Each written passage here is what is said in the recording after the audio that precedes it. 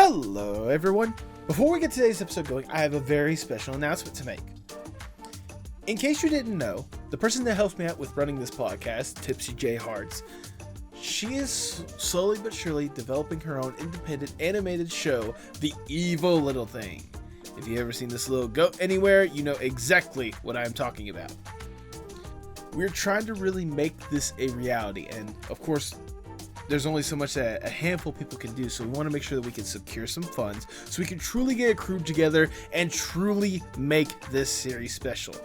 And I should know, I'm part of that crew. I helped write the pilot episode and probably subsequent episodes as well.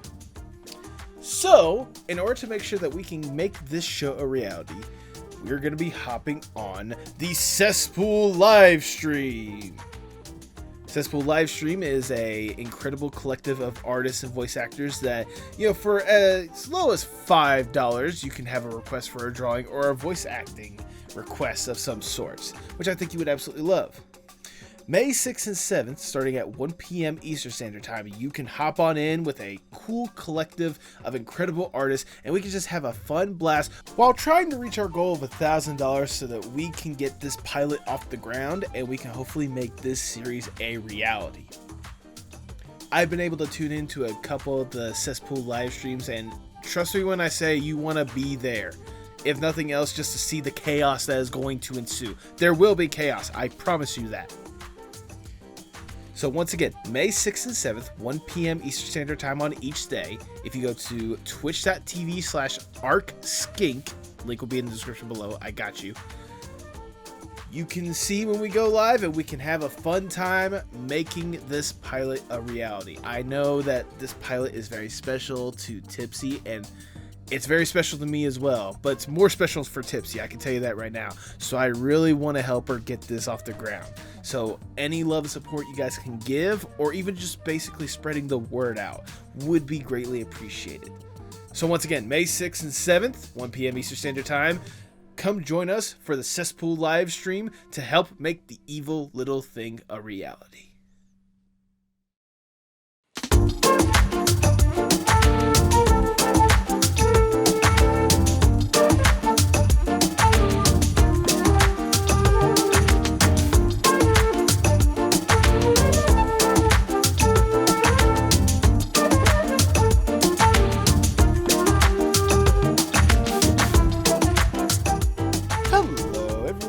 And welcome to the Postmodern Art Podcast, the podcast dedicated to giving artists who are wowing the world over the platform they deserve. I am your host, Nathan Ragland, and for today's episode, we're going deep into the archives to provide you an outstanding artist brewing up an intriguing story on all fronts. Today's guest is Samuel Wilkinson, the creative lead behind the Obsidian Archives, a dark fantasy animated anthology TTRPG-like series. Samuel was gracious enough to introduce me to his work, and after getting a chance to look over it, I knew I had to have Samuel on. And I sincerely hope you guys enjoyed the conversation that we had about this really incredible and intriguing idea that, like I said, Samuel is certainly brewing up. If you enjoy the guest, make sure you support him in all the links down in the description below, especially the YouTube channel. They just crossed over the 1,000 subscriber mark, and I think he would greatly appreciate it if we add a few more to that number, especially from the Postmodern Art Podcast crew, If you enjoy the podcast, make sure you like, share, subscribe, or follow whatever audio streaming platform you prefer. Leave 5 stars wherever you can. I see that stuff, and I cannot get enough of them. If you want to go even further with that support, maybe you should consider joining our Patreon at patreon.com/PMAP. There, for as little as $1 a month, you can get behind-the-scenes access, early access to episodes coming up soon, and some bonus episodes, including an incredible one brewing up really, really soon, I promise. And hey, look, if all you just want is a calm, cool, casual place where you can talk to incredible artists, maybe even some of the guests, and truly get an opportunity to grow as a community, maybe you should consider joining our Discord server, the Artist Sanctuary. Like I've said many times before on this podcast, the group that we have cultivated there has been absolutely outstanding, and I enjoy interacting with them every opportunity that I can get, seeing the incredible art and such, and I know you would be a wonderful addition to that crew today. But now, without further ado, please enjoy the Postmodern Art Podcast. Actually, I have a quick question about the interview in general. So, is it like a softball? Is it more interrogation? Is it more like what kind of I like style is it? First off, I like how you phrase that because I never heard either softball or interrogation when it comes to this stuff. The way I always tell the guests, it's probably gonna be more softball-esque or whatnot. Like the way I like to talk about it is for guests, think of this as nothing more than a calm, cool, casual conversation where you get to talk about what you love, your passion, stuff. What like go all in and stuff like that. I'm not gonna be like hardcore like. So you mean to tell me that these characters are absolutely like original? Like you didn't steal these from some other concept? No, I'll be like hey, where'd you come up with these characters? These seem like fun characters or whatnot. Where did the idea of Obsidian Archives come from in the first place or whatnot? Like casual like information more than anything else. Of course, of course. Question. So when you do these interviews, is it like I'm trying to think. So is it like a podcast format, or is it like a visual format? Are you mostly on YouTube? I am on YouTube. I do have the audio platforms or whatnot, but I have YouTube mainly so that like if it's okay with you, for the video version, if I can include like some of the elements of your art for people that may have not heard of you beforehand or whatnot, they see that visual and they be think, oh, that looks cool. Let me look up more. Like just getting like the glances of it. Fair enough. Fair enough. Okay, Samuel, before we really get going, I must ask the icebreaker question of the podcast, if I may. Let's say you get to go to a desert island on your own accord. It is just you, alone with your thoughts. You get to kick back, relax, breathe. You get to truly enjoy yourself for a little bit. With accommodations, you're not stranded on this island. It's a little vacation, different scenery more than anything else. So you mean like an episode of Succession? Okay, go on. Essentially, in a way. Yeah, okay. To make sure you don't go completely insane on this island, to help, what mentality you want on this island, you can bring one piece of media or one piece of art with you. Again, to help with whatever headspace you want on your own little private paradise. If given this opportunity, what would that one piece be? Okay, does games fall under media, or games does it absolutely fall under media and art. Okay, if I was stuck in a game and I only had one game, and let's say I was thinking about min-maxing how much time I could use it to like mentally, keep me sane, it would probably be EVE Online. Okay. Yeah, fair enough. Is there any, do you have a personal affinity or asphyxiation with that game, or is it one of those you've wanted to have time with that game or whatnot? What is it about EVE that makes that the immediate choice? What makes EVE the immediate choice is mostly the fact that there's a lot of different things that you can do in it, and it runs on an actual economy with the players and everything, and I just like seeing big number go up basically. That is true. I've not personally, I've only heard about EVE Online here and there whatnot, but I completely understand that the community behind EVE Online is absolutely ridiculous. They are truly dedicated people in that community. Oh, absolutely. There's also a lot of retired people, army vets, etc. A real a wide swath of different demographics.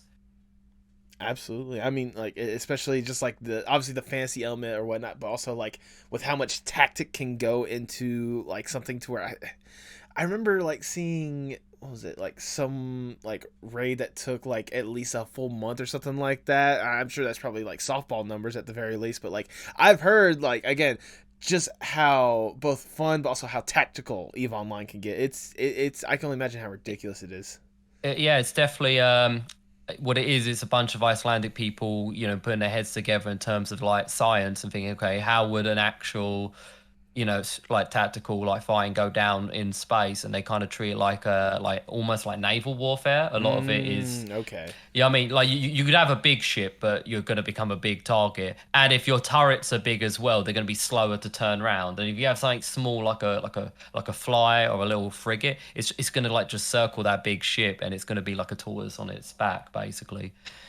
But also with that smaller ship or whatnot, you're also lower health, so it's you have to be careful when it comes to maneuvering and obviously taking less hits. I mean, Name of the game, obviously. Oh yeah, obviously, yeah. It's all about distance and traversal. There's a load of like science stuff on their Excel spreadsheets about okay, so what kind of momentum is this ship going? Is it going at this angle? It's like your goal is to not go at anything straight on, but to just constantly like spiral around to maximize traversal speed, basically. Oh, there you go. There you go. But nevertheless, EVE Online, that is your answer. You're locking that in. Yeah. All right, that's the case. I cannot think of a better way to start the Postmodern Art Podcast. Welcome, everyone. I am your host, Nathan Ragland. Feel free to like, share, subscribe, or follow whatever audio streaming platform you prefer. You can support the podcast on Patreon. Go to patreon.com/PMAP. And follow us on Twitter and Instagram at PostmodArtPod for future updates and guest announcements, including today's guest.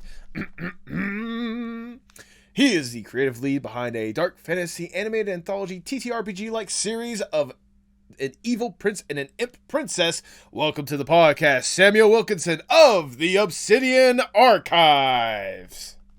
Oh, thank you so much. So glad to be here. Well, thank you, thank you for taking the opportunity to reach out to me in the first place to get me interested in your stuff. Because I know whenever you messaged me, just glancing at it in the first place, I could tell there was something different about what you were presenting, and I was immediately intrigued with it. So thank you for taking the time to get your name out there more than anything else.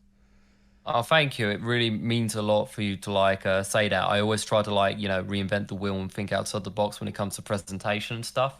Mm-hmm. I mean, I think you're doing at least a good step in the right direction. But before I really divulge into what you're doing to present yourself nowadays, I want to go back just a little bit, if I may, and learn more or less the origin story of Samuel. What got you interested in art and animation in the first place? Okay, so what got me into art and animation was the moment I was finally out in the field on my digital film production studies, and like the cold was like hitting my neck and my back really badly, and it got to the point where I was like, ah, shit, I'm not cut out for field work. That's a good start. That's a good start. When it comes to like actual like animation stuff, I got heavily involved in the Gary's Mod / SFM community. Yep. Yeah.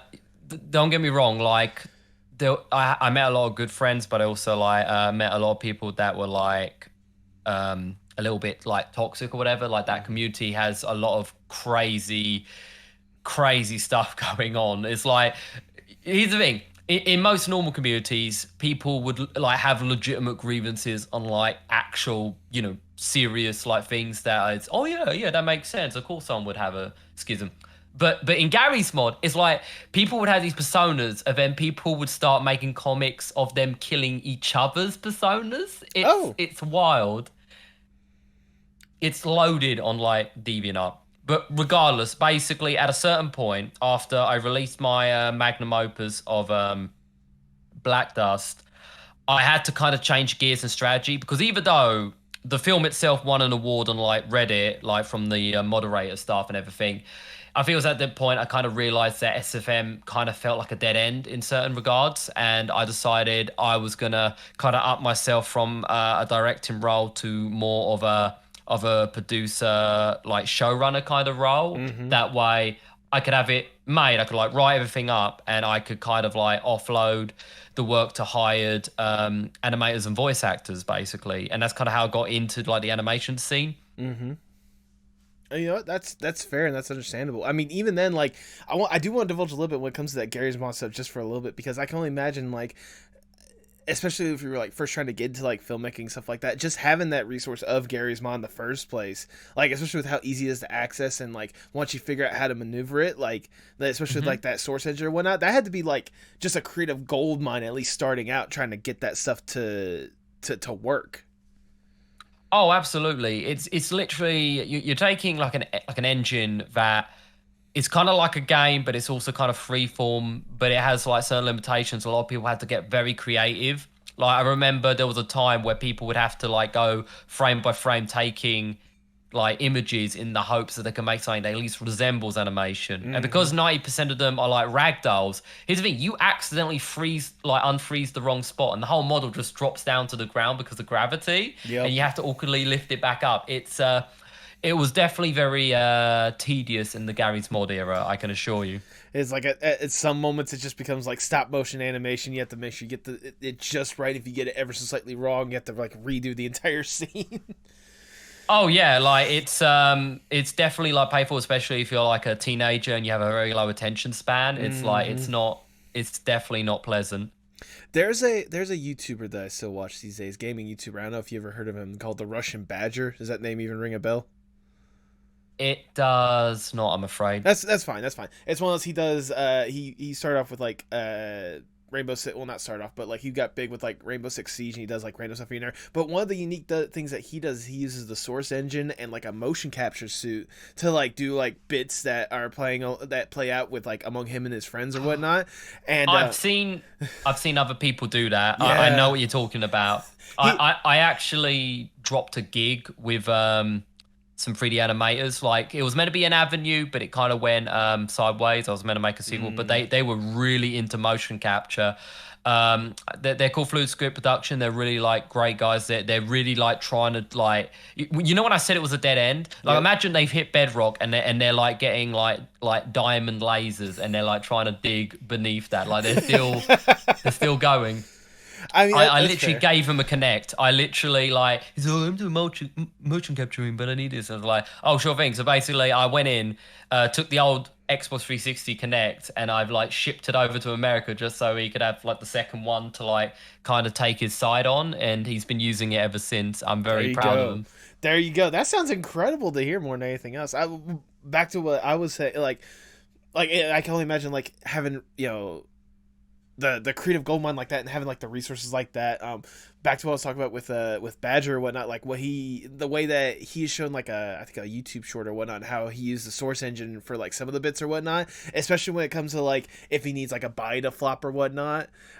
He showed that like you could either do a frame by frame stop motion of it and it looks janky as all get out, or he could fall using the motion capture shoot several different times, but he gets like headaches and aches all the time because he's flopping down or whatnot, until he realized that like using the Source engine to get like certain physics hidden up against like the player model to have it like launch or whatnot, like it worked for like what he was working on. So I mean, like even with what you're talking about, like even if the people that are at that bedrock or whatnot, the fact that they're still like chugging along and trying to see if they can find like the tiniest of diamond underneath all that stuff like that, it's got to be at least commendable at the end of the day.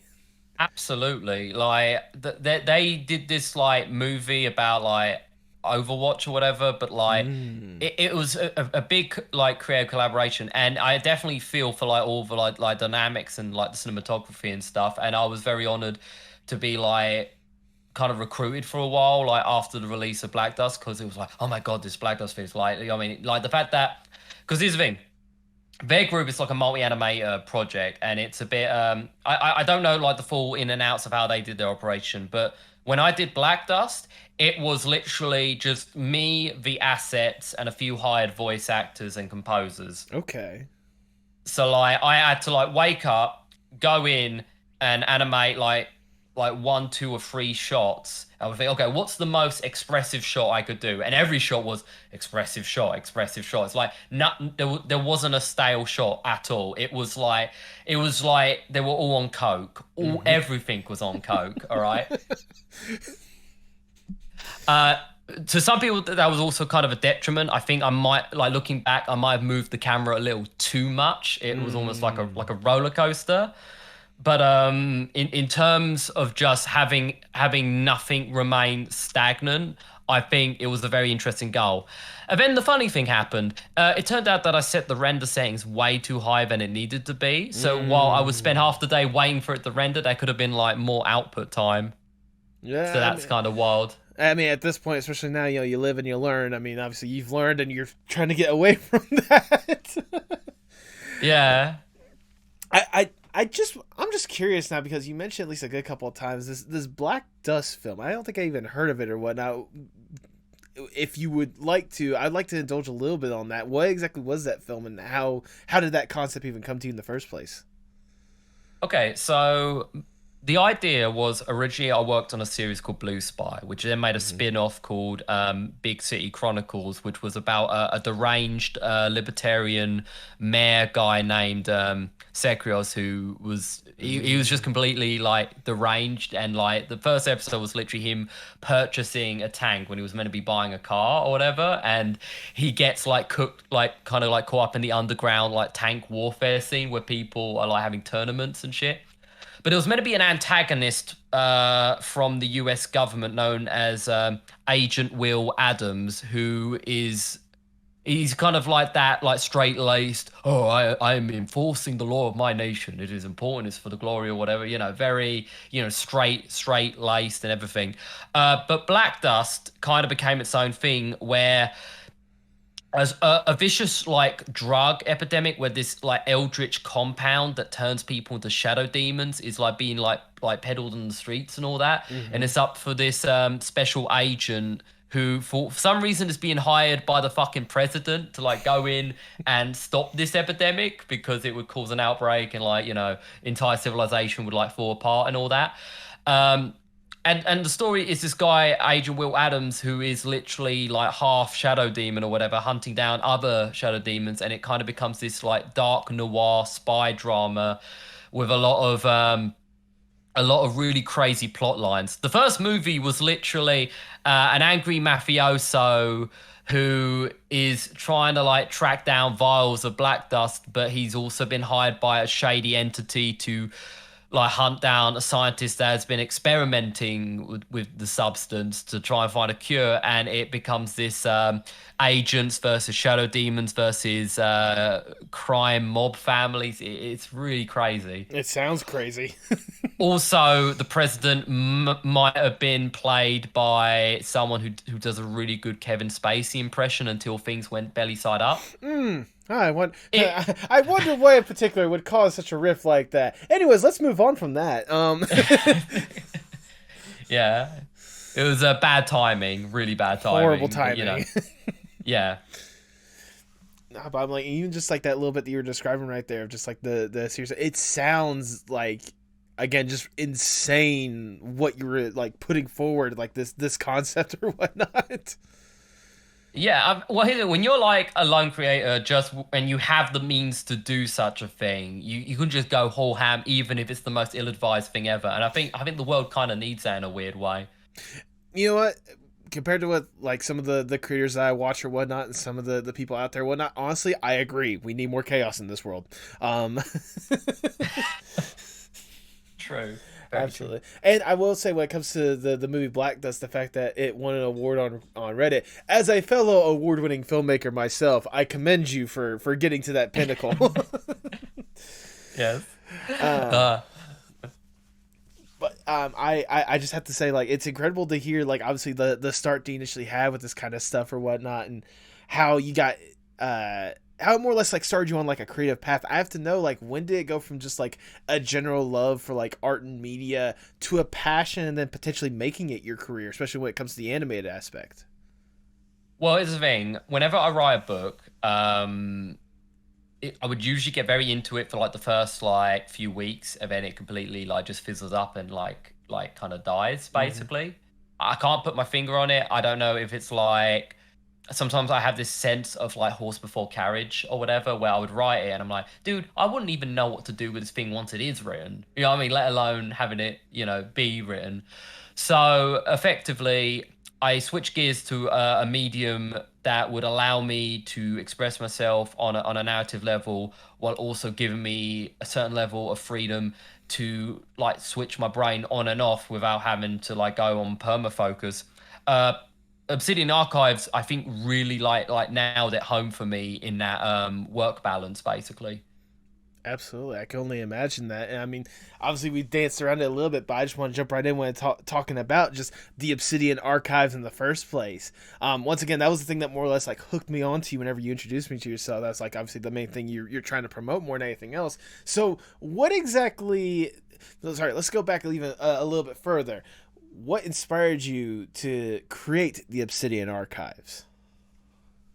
I've always toyed around with the idea of designing a somewhat villainous faction for a fantasy universe. I thought the nation of Obsidia, just have it be this big bad scary like force that like a group of brave heroes would have to like fight against, but also kind of make it a little bit like nuanced and a little bit introspective of governmental structures and stuff.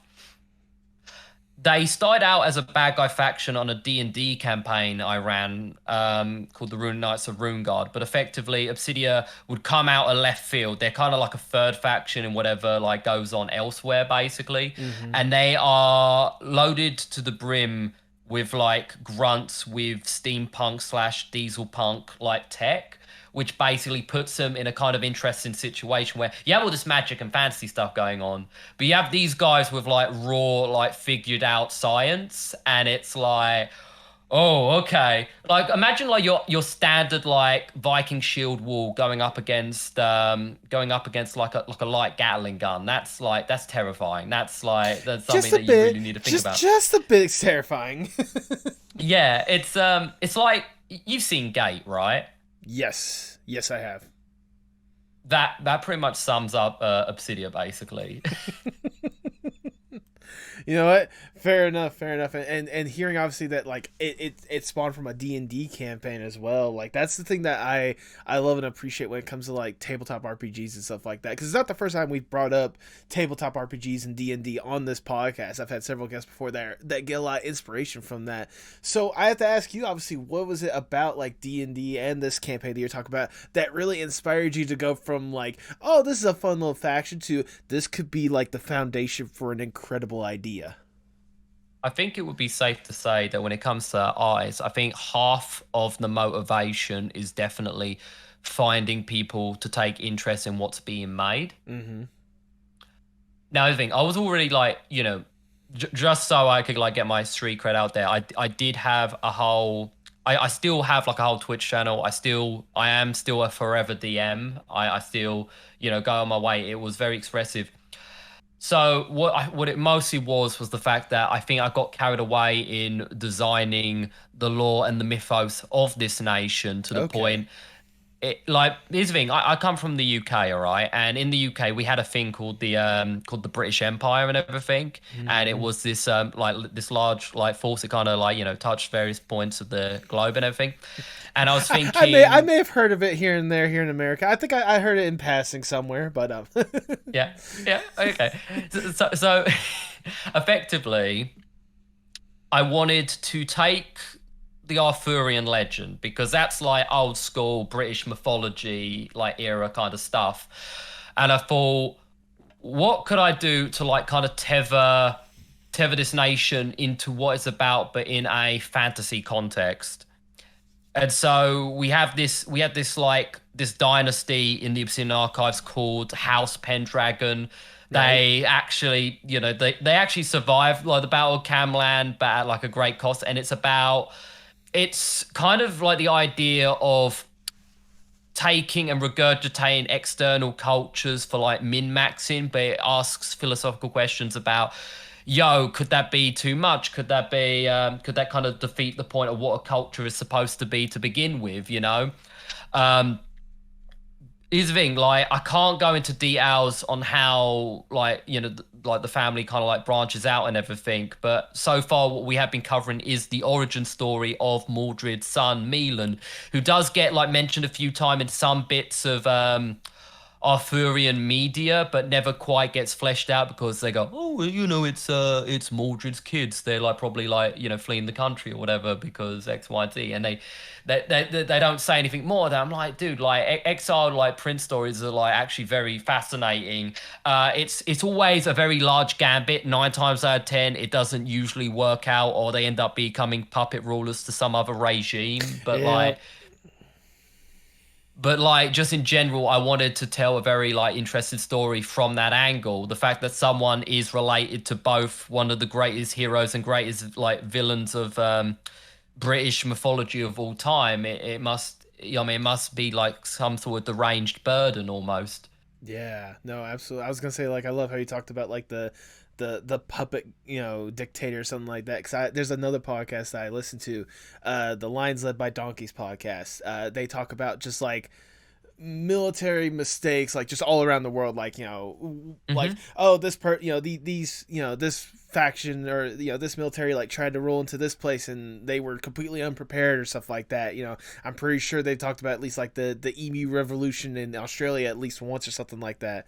But no, Oh yeah. but like the puppet dictatorship or whatnot, that's something they've also talked about. Just having, like, you know, I think it was either them or a different podcast that talked about like Napoleon the Third, and like how he butchered the French government or whatnot. You know, trying to rule that one. You know, considering the fact that he was a descendant of the original Napoleon, obviously. So, Yeah. but and like in the real world context, yeah, Exile Princess, it's very hit or miss on how interesting they can be. But like, especially in a fantasy context, like what you're talking about, like an Exile Prince, like that is like the motivation for like Lord knows what sort of unprecedented power and like scorch earth that could potentially come upon like those that exiled him in the first place. Like that is always like an intriguing story that people can easily latch on to. I think as well, and this is going to be a very like interesting concept. I want to play around with the notion that usually in a fantasy story, you usually get some evil force, and then you usually get quote unquote a chosen one. Mm-hmm. You know, that's kind of a trope. But what I want to play is, you know, what happens if like, you know, everything is sort of all right with the world, maybe a little bit I'm trying to find the right phrase, because here's the thing: it's very hard to talk about the Obsidian Archives without it getting like way too political, because it's a very historical. You know, there's a lot of medieval intrigue. People have their own agendas and stuff. I would say, like, imagine, you know, you live in a nice, like, peaceful world, Mm-hmm. maybe a little bit corrupt in some areas, maybe a little bit like neoliberal, but like, oh, you know, okay, you know, what I mean, you could, you know, if you're lucky, you know, have a family, whatever. But let's say that in your fantasy universe, your chosen one has been severely betrayed and by some happenstance survived long enough to exact a horrific vengeance, and that the universe itself has been almost bent like a red carpet for this to happen. Goodness, That's yeah. terrifying. That That yeah, is yeah. that is like it's almost like you seen Overlord, right? I don't think I have. I can't say I have. Oh, okay. All right. So imagine this. So, like, when people write fan fiction, all right, they're Mm-hmm. usually guilty of doing a thing of designing a Gary Stu or a Mary Sue. They go in, they make a character, they're a little bit too overpowered, or they're a little bit too good at everything, or everything gets astroturfed a little too quickly. There's no conflict, there's no struggle, there's no growth, which, you know, characters have. But here's the thing: Overlord basically cured that problem straight up. What they've done is they introduced this Gary student. Oh my god, you know, he's overpowered, he's terrifying as this. But then you notice that the camera begins to steer away from him, and then you begin to realize it isn't even about him, but it's about everyone else having to put up with him existing, and Mm-hmm. all the buttering and the dread and the, oh no, he's coming. Oh, what do we do? We need a, oh, don't worry, my army would, oh, they're already dead. Oh crap. Like Mm-hmm. it's that sense of dread, which I think is it's a flavor of storytelling that doesn't get touched upon enough, and it's something that I really want to try and like harness to a certain degree. Okay. Maybe, you know what I mean, like really, because here's the thing: you noticed, I don't know if you have noticed, but like, you know how like Tarek is kind of obsessed and kind of focused on the whole like Pendragon side of things, but you notice that the other storytellers, they're like focused on these other people, and you begin to notice like there's different perspectives to this story that kind of needs like diving in, and then you begin to have a better sense of what like the character Emilan actually means in this universe on an external, like I could like take the protagonist, I could kind of rip them out the story just to allow, you know, a better understanding of what it means for someone to exist, basically. Does that make sense? Absolutely. It's not only giving context to the person of to the viewers of like what exactly is going on, but also giving you an idea of like the personal agendas for whoever's telling that story as well. Exactly. I think my biggest hurdle was going to be having a legitimate unreliable narrator. I hear a lot of people Mm. talk about it a lot, but 9 times out of 10 they go, "Oh, he's an unreliable narrator," as in he's an unreliable person, but all his narration is 100% true. And I'm like, "Oh well, gee whiz, that's a pretty reliable, Mm-hmm. unreliable narrator." You know what I mean? It's a certain level of I have a certain level of frustration with that, and I feel like I need to not repeat that sin and actually start incorporating ways to deceive the viewer almost. Have them go, oh, you know what I mean? When something counters something else that's been stated, basically, you know? Absolutely. It just always leads me back to another to like statements when you were talking about like dictatorships, stuff like that, or like the like the puppet dictatorships, and like military in general. Like it's usually the victors that are always the ones that are able to tell the story of what happened or whatnot, Exactly. and not give you like all the different aspects of like obviously the people that they affected more than anything else. So it's like with the narrators that you're talking about, like yeah, they may be telling the truth, but it's their truth because they're technically the ones that are thriving in this point or whatnot. That makes them unreliable. It's not the full story, it's just their perspective of it. That's exactly. That's also kind of why I use kind of like different styles and like each like story cluster just to kind of give it a sense that you're reading the book, but a different illustrator was hired to illustrate the book in question. So Mm-hmm. it feels like the art matches the mindset of the author, even though I mean it's all written by me, but like because a lot of it is based upon tapes and books like in universe, it makes sense. Like if you look really carefully when Tarek holds up the book, if you squint really, really hard, you get a few pixels and it usually says by, and then there's like a name, but like each time like the name's like a different person. Go, okay, so this was written by this person, so this is probably the way they interpreted the story, you know? Yeah. It's certainly a unique take more than anything else instead of just like telling a single cohesive story that gets all the parts in or whatnot and everyone's perspective or whatnot. Like you're essentially like doing a new story every single time when you're doing this like little cluster or whatnot, even though it's all technically like the same story, just obviously a different way, a different perspective. It's like you said, like even though you're writing all of it, it's almost as if you become a different person for every cluster. Yeah, that's definitely like a way in looking at it. I think as well.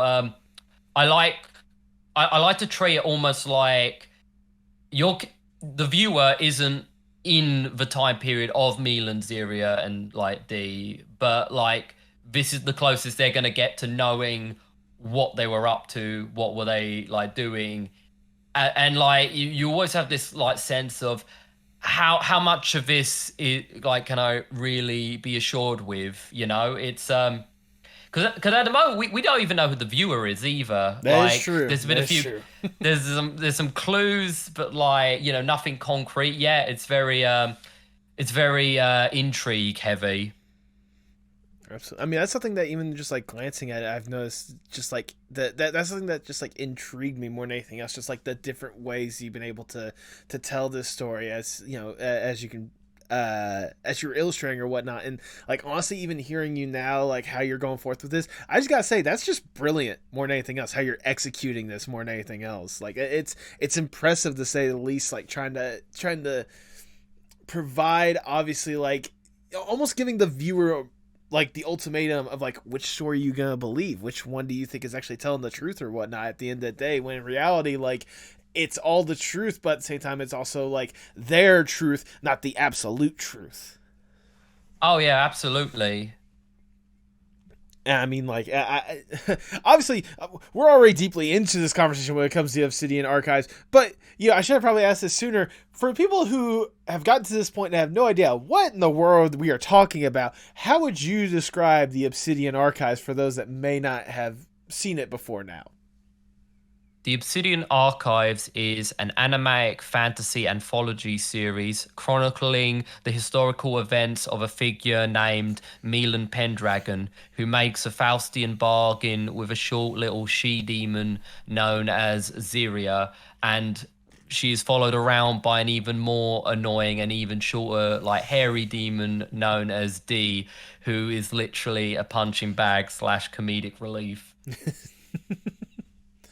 Yeah, I know my little shorthand of just, getting to indulge myself into this. D is certainly the one that I can't help but laugh at every time I see them. Just Oh yeah, like it's their profession back in the underworld was known as a P imp, which is just it's just code for pimp, but yeah, like he's an imp, it's clever puns. But like I like it's just this. But his thing, he starts off as this like big scary demon, but because of like he's kind of like ran headfirst into like Milan, and he just straight up like drops a silver chandelier on him. He ends up having to resort to being in this more agile, small little imp form where he's usually like tossed around, put in a cage, and he's really angry and begrudging against like Milan, and like every time he either like tries to hurt their feelings or like says some really obscene jokes at their expense, and it's almost like a court gesture at this point. Yeah, yeah. I was gonna say, like, for those who haven't seen it, just to basically imagine if Stitch from Lilo and Stitch was created by 20th Century Fox more than anything else. Uh, Oh yeah, no, that more or less sums him up, definitely. Absolutely. I have to know, like, especially like these intriguing characters that you've more or less developed or whatnot, like especially Milan and Ziria. How did you come up with these characters in the first place? Like, what was the foundation for them, and what made you want to present them as like the main focal point for this series, for these archives? So the development took a little while, right? Mm-hmm. But basically, have you seen the show Disenchanted or Disenchantment or whatever they call it? Yeah, I've seen a few episodes of it. I need to divulge more into it, especially like the first season or whatnot. But I am aware of it, and I know like just how unique those characters are in that show. So usually, whenever I write a series, the central nuclei is always I always design a shipping kind of around that universe. All Mm-hmm. right. Um, in the case for the Obsidian Archives, I watched a bit of Disenchantment, and I noticed that like there was like this prince character, and he was kind of like hang out with this like fairy a lot, Mm-hmm. and I kind of got to the point where I was thinking, what if I told like a Peter Pan esque kind of story, but instead of it being about like a boy who like never grew up, it was more about like a man who grew up a little too fast Okay. and kind of like took a very mature burden-esque kind of mentality, and he like the only source of anything that's like keeping him going ironically is like he realized it isn't even the crown or his mother's wishes, but the fact that you have this like demon who is infatuated with him, and he like begins to like kind of like soften up and try and rediscover his more moral roots in an ironic sense.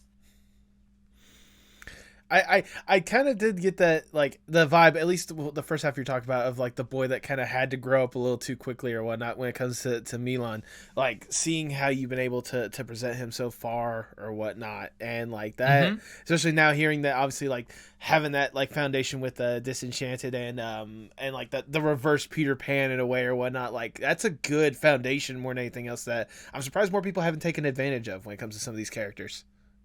Oh yeah, like is Vig okay? I think Del Toro also kind of like talked about this subject when he was like trying to make his like I mean well, I say try, he won an Oscar and made Pinocchio. Yeah, that's one try. No, I tell you, basically, to be fair, this is a bit post hoc because obviously the Obsidian Archives kind of came out like before like his whole like Pinocchio thing was even like in development and all that.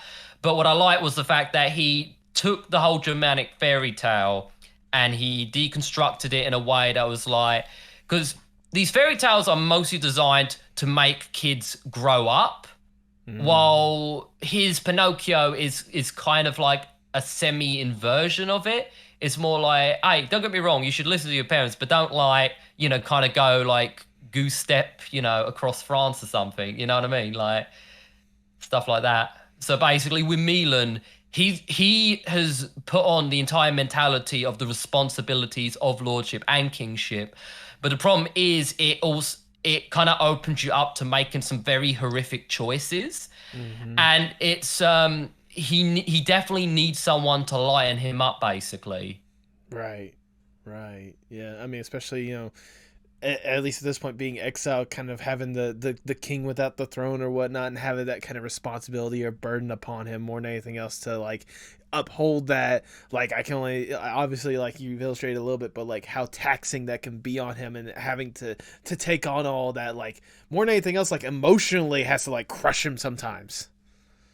Absolutely. If you notice, every time he's ever killed anyone on screen, there's always been some pretext, whether it's been uttered by himself or just visually, just by looking. It's like I try my best not to have him like go like full monster without pretext. I feel like it's very important, because if I just have him like awkwardly, like I mean, just getting on a horse and just immediately like, you know, strike it down. Oh no, this mother and a child running. Oh slash. I mean, like that's just straight up unrelatable. Yeah. But if you have like if you have a maid who literally like nearly kills him and stabs him in the eye and everything, I'm like, yo, go to town. Holy crap, do it. there's a difference between malicious intent and self-defense, okay? Oh yeah, absolutely. And like, have you made it to episode 3 of The Imp and the Prince? I don't think I have. Okay. I won't spoil it. Watch it. There's a very, very interesting scene that happens right in the middle that really, but it basically kind of sets his alignment on the alignment scale on, like, you know, table RPG talk and all that jazz. Mm-hmm. You know, that's fair. That's understandable, and I'm glad you mentioned like the tabletop RPG aspect of it, because obviously, like we illustrated before, like this was a foundation from a D&D campaign or whatnot. I just have to know, like, when it comes to just tabletop RPGs or whatnot, how was that more or less like a foundation for like creativity for you in the first place? I grew up watching a lot of Harmon Quest. Okay. Okay, so like Dan Harmon, he had his little podcast. He had like one or two friends of his. They turned it into like a very interesting show where they would get like bring a lot of like celebrity guest cameos. And basically, when I saw the amount of creativity they were able to get away with, and the way they kind of got a little bit postmodern with the fantasy genre, it did kind of inspire me. Go, oh my god, I could like totally entertain people while also having them have stakes in the story of which is being told. And like for a good year and a half, I was like doing a whole streaming thing on my Twitch, which was the Runic Knights of Runeguard, which, you know, kind of like gave birth to this Obsidian idea later down the line, basically. Mm-hmm, mm-hmm. Yeah, I mean, here you are, like, you know, quite some time later, and you've already developed like a good foundation and some incredible storytelling that you're already illustrating and animating, which I have to ask also as well, like, obviously when it comes to, you know, translating TTRPG to like traditional storytelling, there are many different mediums. I mean, you talked about Harmon Quest or whatnot, the fact that, you know, it was a podcast and an animated series. What made you want to tell this story? Why animated in particular? Like, was there a particular reason why you felt like animated was the way to go to tell this story? I think what it ultimately was I saw a lot of ARGs at the time, and at a certain point, I felt, what if I told a story that was more like an internalized rabbit hole almost? Something that you don't, I mean, it is recommended you watch The Imp and the Prince before like going like elsewhere, like around the series. But what if I went full like Jigsaw style MCU kind of clusters of packets of information? So if I have a creative vibe, I could just go in, make like a short 10-minute video covering a theme, a topic, a group of characters, but with a much larger umbrella context. So it's almost like rewarding seeing each bit and how it slowly interconnects, so to speak. Absolutely. I mean, like, that's something that I was impressed with, just like the amount of characters and the amount of like stories you're able to tell, again, all central around this idea of, you know, obviously the imp and the prince or whatnot, but like even then, like the different stories you've been able to tell, the different aspects and different versions of the story that you've been able to tell, and going to the characters and whatnot. Like, another thing I've got to commend you on is the voice acting you've been able to bring on for this stuff. You have brought on some incredible like voice acting, like convincing stuff like that. Like, how important was it for you as well to make sure you get like the proper voice actor to tell this story?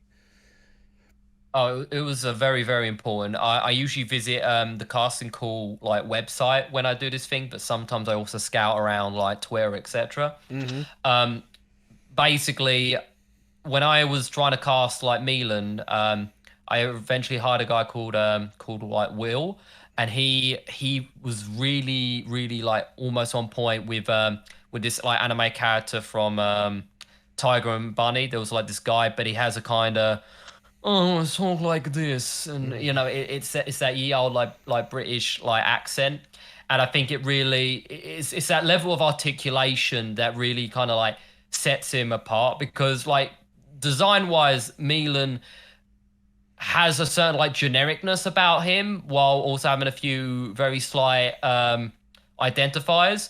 But it definitely so I'm getting off topic though. I am hammering home the point that Milan is ironically just a guy, but it's this just the guy thing that kind of lays down the subtext for the larger story later on though. Right. I hear a lot of historians talk about that with various different individuals and like being careful where to put your like heroism onto basically. Yeah, exactly. Like, people have that like instant visual idea of like, someone with like the rock physique coming in like and saving the day or whatnot when sometimes it's the person you least expect that is slowly plotting up like the perfect way to make sure that they can have that power.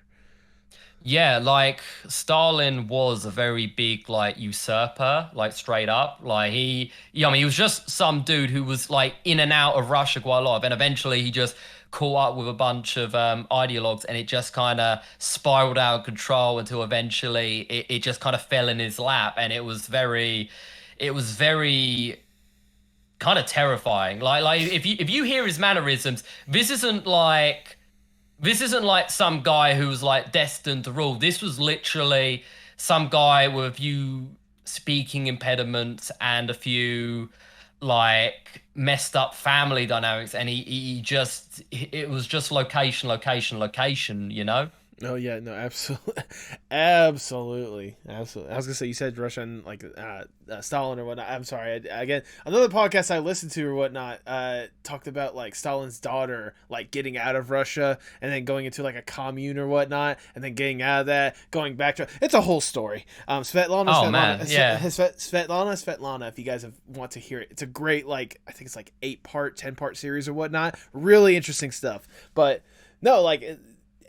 I feel like translating that kind of aspect or whatnot of like the guy that you more or less like is the most with some variation obviously when it comes to Milan or whatnot, but like having more or less like the normal guy being the one that the people least expect or whatnot. That's again, it's smart. Like when it comes to the storytelling, you'd be able to tell when it comes to the Obsidian Archives. I just have to say, especially like with what I have seen and then what you're talking about now, like brilliant is probably not even the not enough words to talk about like just how much time and effort I can tell you put into this project. I can't help but commend you for it.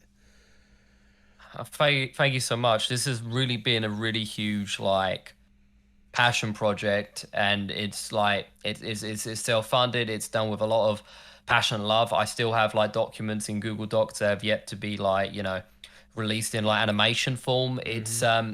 It's definitely a wild ride.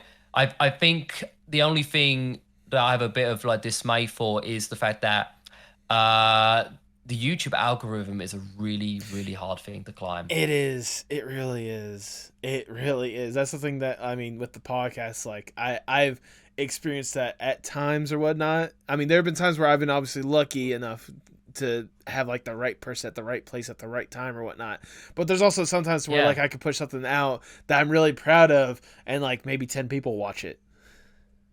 Yeah, that as well. Like, fortunately, watching a lot of ARGs have kind of raised my confidence in the sense that these are very small, close knit like communities, and I managed to like raise one on Discord, and like I tell you, some of the responses were like really like touching, especially with the release of the Amar Shaitan video. That one, like, it was in development hell for so long, but to hear them literally say like describe Milan as like pure lawful evil, it's like yes, they basically like hit the nail on the head like perfectly almost. Absolutely. And I was going to say, speaking of YouTube, that kind of leads into more or less like the next question as well, or at least like the next little comment. I have to commend you because as we're recording recently, you've thankfully been able to hit the 1,000 subscriber mark. I can't help but commend you for it more than anything else. Thank you so much. I have to extend part of the thanks to Kibbs. He kind of gave me like the biggest boost initially, because the thing, I started off at like a small 200, 300, and then it basically doubled over the span of like two to 3 weeks or whatever. Like I had an interview with him. A lot of people like found out about it, and it really, like, yo, Kibbs, if by some miracle you are watching this, like many thanks, man. Hey, it just goes to show that if you get yourself out there and you put yourself on other platforms and other podcasts, stuff like that, Lord knows the kind of growth you could potentially get. Just saying. Well played. Well played. I was gonna say, like, I mean, to be fair, like, I know exactly how you're kind of feeling with that kind of stuff, because that's more or less like the foundation when it comes to this podcast, but in reverse somehow. Because like I bring on people, and I hope that like some of the people from that community like are willing to stay around and stuff like that. And I have to give major props to what was it, Dubus Goobus a while back, like. His episode was the episode that got me from 600 subs to over 1,000 subs in like not even a week. Like, so I know, yeah, like that. So I know that kind of feeling of like, just finding that proper person to more or less give you that little additional boost and get you to that threshold that, is a achievement on its own.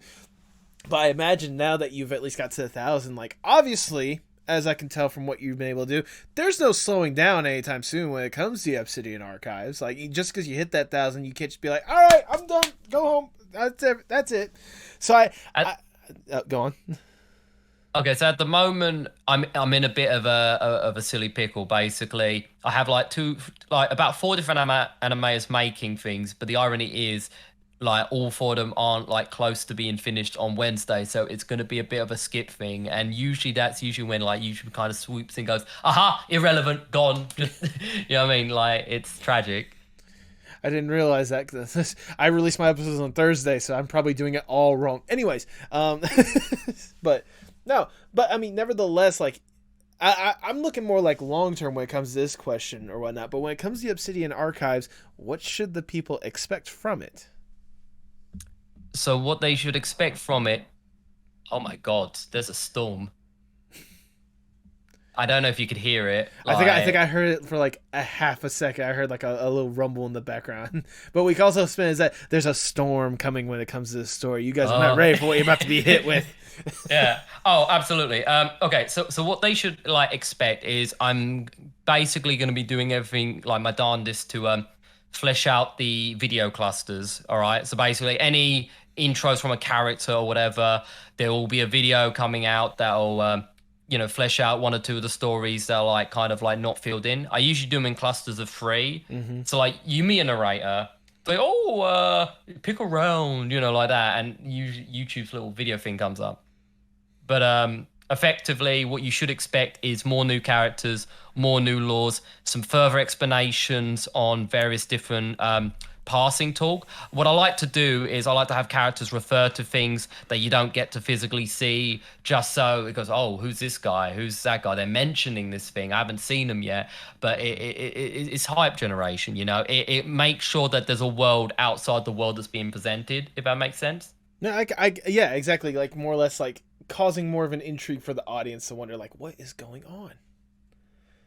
Exactly. I'll tell you this. I wouldn't necessarily say it's like a spoiler, but there is a character that will be mentioned at some point called Leroy, who's going to like kind of fit into like Dee's dynamic a lot more. That's going to be very interesting.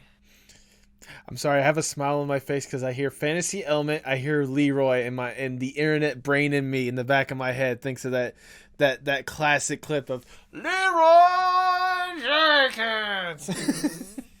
Oh man, yeah. Ironically, he was not the inspiration for me, like writing up the character. That's fair. Like I said, that's just internet brain and me being like, oh dear God, that classic clip.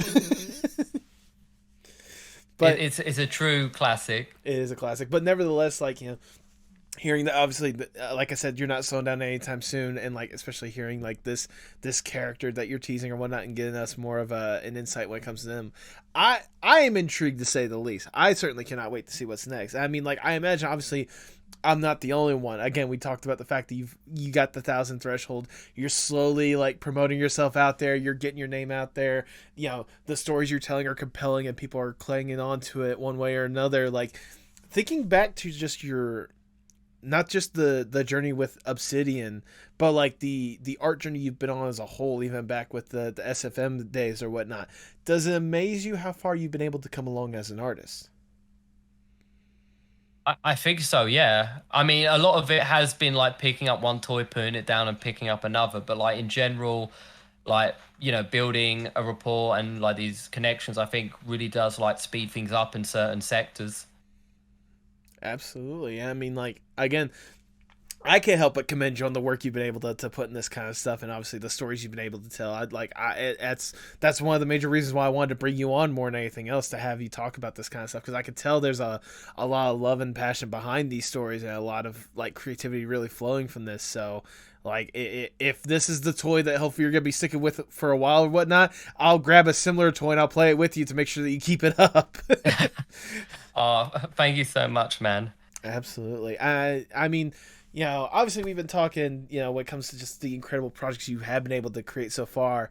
But for this next question, if I may, I want to go a little bit above and beyond, if I may, and give you more or less the dream scenario. Samuel, let's say I am Big Shot Mr. Moneybags. I come up to you and I'm like, look, Samuel, we can tell there's a lot of incredible stuff right there, a really good foundation for some incredible stuff. I mean, we see Milan in the first place, and we know there's something hiding there. We know that there's something incredible. We just want to give you that, you know, additional push to make sure that you can go above and beyond, whether it be with this or just your creativity in general. We have access to anyone and everyone in whatever industry possible, and more money than there should be possible. We could probably be making sure that so many of these writers that are probably about to be going on strike or have gone on strike at this point, make sure that they're compensated, stuff like that. But we'll focus on that in a little bit. Right now, we are focusing on you and you alone. If given this opportunity, what would be the Dream Samuel project? I'd say the dream project would definitely be the Obsidian Archives becoming some sort of either HBO or like Amazon like animated like series. Mm-hmm. I think this is a story that could definitely touch upon a lot of modern zeitgeist stuff without it being like preachy or anything. I think it could definitely humanize a lot of the components like at play. Almost, I mean, I think the best way to describe it is the fact that it's meant to dissect the way people view the concept of nostalgia and history, but in a way that's both sober but also not going like lockstep like too hard or whatever. Like it's more about like understanding. It's more about like understanding the forces and like the economy and stuff, but in a very interesting and Game of Thrones esque kind of way, basically. Mm-hmm. I mean, I certainly think if given the opportunity with the proper funding, the proper team behind it or whatnot, not saying that your team is bad, but like more of a reinforcement of that team more than anything else to really provide Oh like yeah. the true vision that you want for this. Like, I certainly think it has legs that, you know, people could cling on to, like a Game of Thrones or something like that, especially with some of the elements that you've introduced. I think that would be money well spent more than anything else. Yeah, absolutely. But sadly, we gotta get down from the dream scenario. We gotta get back to reality, and Snap back to reality. oh, there goes gravity. And I'll ask the ever so generic question: where do you hope to see yourself, say, 5 to 10 years from now? 5 to 10 years from now, I hope this project, is still going and is actually gonna enter like a little bit more of the like green in terms of structure. We've just opened up a Patreon and all that jazz. We already got like a few like solid people, like showing their support and everything. Mm-hmm. If we're lucky, this could be like an ongoing like thing. Like it's all about the franchise and investment, etc. Well, there you go. There you go. I sincerely hope you get to that point as well. I sincerely do. Um, as we start to wind down the interview, Samuel, I just have one last question I want to ask you. Obviously, you've been deeply entrenched in art and animation, especially nowadays. How important is art, not just for you, but for the world as a whole? I think I think art is very important, especially it's kind of interesting because it's like a two-way mirror. You have the artist and they want to go out and make that thing, you know. On the flip side, there's a person who is an artist but also wants to, in a very figurative sense, consume the art. You know, not with like salt and pepper, but with their eyes. You know, Mm-hmm.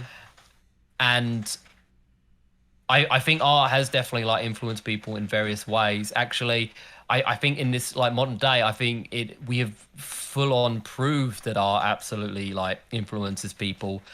You could like flip open TikTok and you would have people acting in various ways that are very indicative that they must have like saw something somewhere else and kind of enter the state of monkey see monkey do. I saw Mm-hmm. someone like get pulled out of detention straight up saying, I don't have to listen to you. You are the beta and I am the alpha, Chad. It's like, oh my god, Jesus. he's basing his demeanor on a meme, dude. Basically, memes are art, straight up. Yeah, they are. They are. Goodness. But nevertheless, like just that same as a whole, that is a wonderful way to word it, if I do say so myself. Uh, that is all the questions I have for you, Samuel. Obviously, I've showered you with a whole bunch of praise up at this point, but I want to shower you with a little bit more, and because it's my podcast, I do what I want. Um, Sure thing.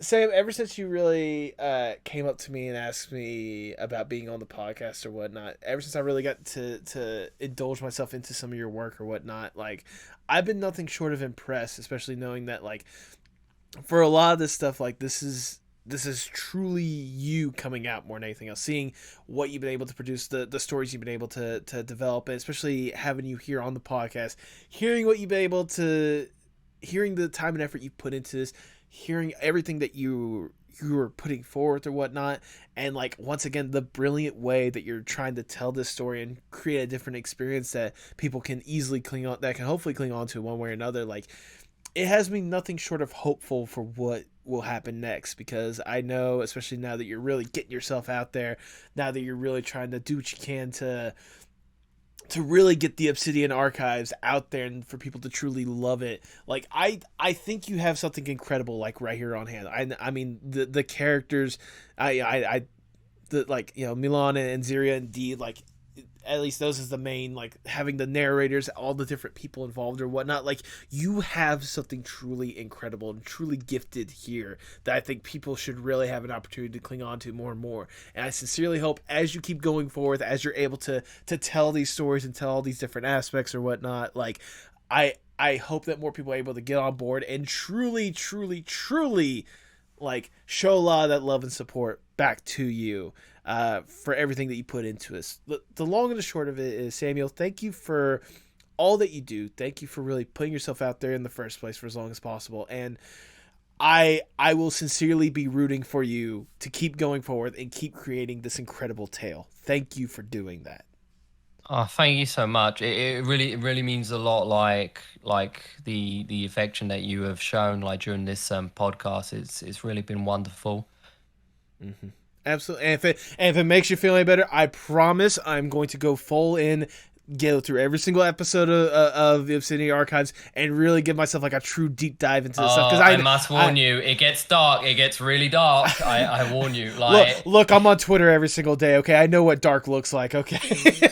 Okay, all right. No, like I appreciate the content warning and whatnot, but like again, just even with like the little glance of what I've been able to have right now, like I can tell there are some intriguing stuff, and I definitely want to divulge myself more into that world, into that atmosphere, into those characters, and see where what you've been able to develop so far and where it can go next. Because I really do like.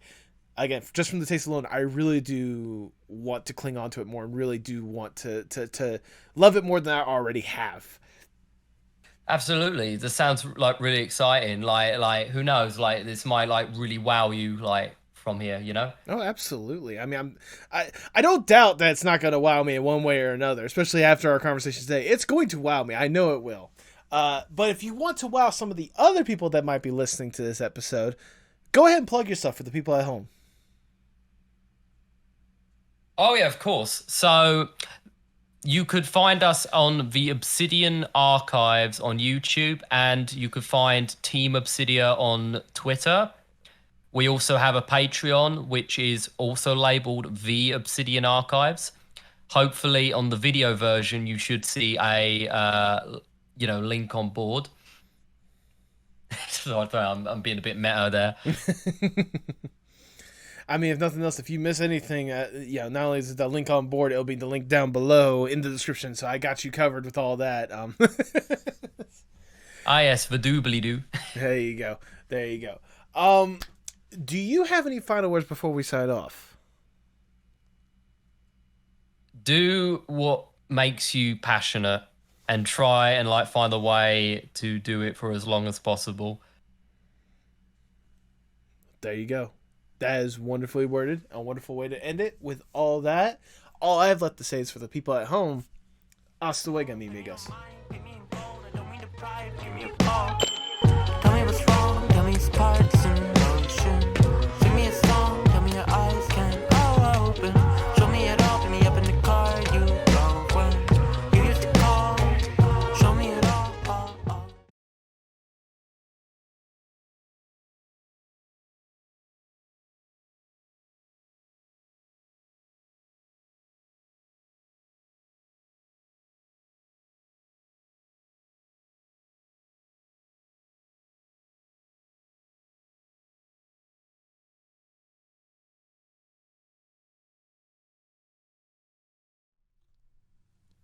Thank you so much for sticking around to the end. If this is your first time listening, I greatly do appreciate it.